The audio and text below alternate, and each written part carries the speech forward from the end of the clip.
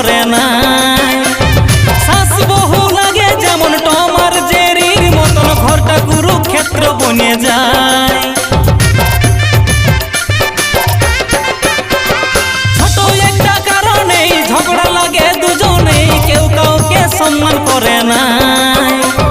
শ্বাস বহু লাগে যেমন টম আর জেরির মতন, ঘরটা কুরুক্ষেত্র বনে যায়। চারদিকের টেনশনটাই মাথাটা ঘুরাই, আমার মাথাটা ঘুরায়। এই বিহাইলা ছেলার দুঃখটা